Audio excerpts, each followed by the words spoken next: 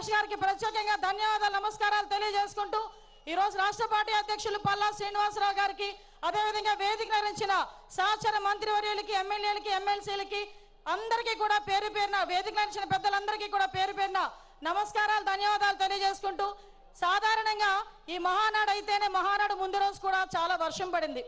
వర్షం పడితే చాలా మంది లోపల తీన్మా డాన్సులు వేసుకున్నారు అవతల పార్టీ వాళ్ళు. ఈ మహానాడు ఎలా అవుతుందో చూద్దాం, ఈ మహానాడు ఎలా అవుతుందో చూద్దామని. ఒక్కటి మాత్రం నిజం, ఆ మహానుభావుడు చంద్రబాబు నాయుడు గారి సంకల్ప బలం ముందు అన్నిటి కూడా దిగదుడిపోయి ప్రకృతి కూడా ఈరోజు మనకి సహకరించి 3 గంటల టైంలో ఇంత చల్లగా మనందరినీ కూడా ఇక్కడ ఆశీర్వదించిందంటే ప్రకృతి. ఈ రోజు ఇది కూడా ఒక శుభ సూచకంగా దేవుని స్క్రిప్ట్ కింద భావించాల్సిన పరిస్థితి.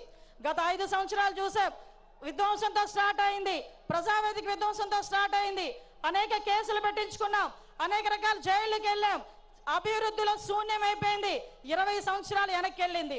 అభివృద్ధిలో ఎందుకు ముందుకు రాలేకపోయింది అంటే శాంతి భద్రతల మీద వాళ్ళకి పట్టు లేక, కనీసం వాళ్ళ భద్రత మీద వాళ్ళు కనీసం శ్రద్ధ చూపకపోవడం వల్ల ఈ రోజు మళ్ళా అదే శాంతి భద్రతల మీద భద్రత మీద శ్రద్ధ చూపించారు. కాబట్టి మన నాయకుడి మీద నమ్మకంతో ఈ రోజు అనేకమైన కంపెనీలు ఈ రోజు వస్తున్నాయి. ఇంతకు ముందు రాయలసీమ గురించి ఫ్యాక్షనిజం గురించి మాట్లాడుకునే పరిస్థితి నుంచి ఈ రోజు ఉపాధి అవకాశాలు, ఫ్యాక్షన్ లోని చాలా మంది ప్రాణాలు కోల్పోతా ఉంటే అటువంటి వాళ్ళు ప్రాణాలు కోల్పోకూడదని ఫ్యాక్షనిజాన్ని సమూలంగా ఆ రోజు నాశనం చేసి ఈ రోజు అదే కత్తి పట్టిన చేత్తోనే ఉపాధి అవకాశాలు కల్పించిన పరిస్థితి.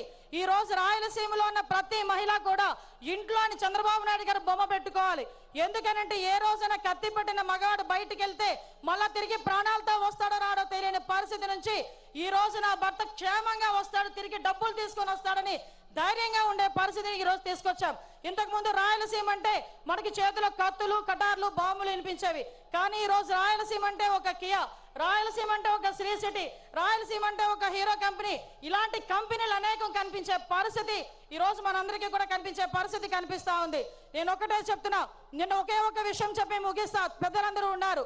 నిన్న ఏదైతే మహానాడులో గౌరవ లోకేష్ గారు చేసిన 6 శాసనాలు నిజంగా ఏదైతే చంద్రబాబు నాయుడు గారు కలలు కంటున్న 2047 స్వర్ణాంధ్రకి ఈ రోజు కడప మహానాడు వేదికగా ఈ 6 శాసనాలు కూడా ప్రథమ భూమిక వహించబోతున్నాయి.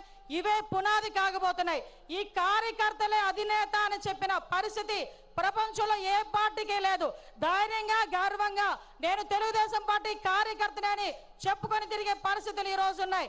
ఒకటే ఒక విషయం చెప్తున్నా, మొన్న రీసెంట్ గా నేను ఒక ఫ్లైట్ లో వస్తా ఉంటే ఒక పెద్ద మనిషి, ఒక వ్యాపారవేత్త నాకు కనిపించారు. ఏంటి సార్ ఎలా ఉంది సార్ అంటే, అమ్మ రక్షించారు మీరందరూ కూడా ఎన్డీఏ కూటమిని గెలిచి. ఎందుకంటే 2018లో నేను శంకుస్థాపన చేశా, 19లో నేను ఫ్యాక్టరీ పెట్టాలని వెళ్తే పార్ట్నర్షిప్ అడిగారమ్మా. అప్పటి నుంచి మూసుకొని కూర్చున్నా, మళ్ళా చంద్రబాబు నాయుడు గారు వచ్చిన తర్వాత ఫ్యాక్టరీ మళ్ళీ ఓపెన్ చేశారని చెప్పే పరిస్థితి. ఒకటే చెప్తున్నా సార్, మీరు ఏదైతే 6 శాసనాలు తీసుకున్నారో ఈ 6 శాసనాలు మంత్రులుగా ఉన్న మేము కానీ, ఎమ్మెల్యేలుగా ఉన్న స్టేజ్ మీద ఉన్న వాళ్ళు కానీ, కార్యకర్తలుగా ఉన్న వాళ్ళు ప్రతి ఒక్కరు కూడా గ్రామానికి వెళ్ళి చెప్పే బాధ్యత మేము తీసుకుంటాం. మీరు కలలుగన్న 2047 విజన్ ఏదైతే ఉందో ఆ విజన్ ని పరిపూర్ణంగా ముందుకు తీసుకెళ్లే విధంగా, మరీ ముఖ్యంగా గుంట నక్కలు చేరకుండా ఉండే బాధ్యత కూడా కార్యకర్తలుగా మనందరం కూడా తీసుకోవాల్సిన బాధ్యత ఉంది. మళ్ళీ 5 సంవత్సరాల తర్వాత నేను వస్తా అని కలలుగనే వాళ్ళకి మొన్నటితోనే ఆఖరి రోజు పులి స్టాప్ పడే పరిస్థితి, మళ్ళా ఇలాంటి గుంట నక్కలు మన దగ్గరికి చేరకుండా ఉండే పరిస్థితి కూడా మనం తెచ్చుకోవాలని మనస్ఫూర్తిగా కోరుకుంటూ, ఇప్పటి నుంచే 2029 ఎన్నికలకి కూడా ఇప్పటి నుంచే పని చేయాలని ప్రతి కార్యకర్తకి కూడా తెలియజేసుకుంటూ, ఈ మహావేదికగా మీ అందరికీ నాకు ఇక్కడ మాట్లాడే అవకాశం కలగజేసినందుకు ప్రత్యేకంగా గౌరవ ముఖ్యమంత్రి వర్యులకి నారా చంద్రబాబు నాయుడు గారికి, లోకేష్ బాబు గారికి అందరికీ కూడా ధన్యవాదాలు నమస్కారాలు తెలియజేసుకొని సెలవు తీసుకుంటున్నా. జై హింద్, జై తెలుగుదేశం.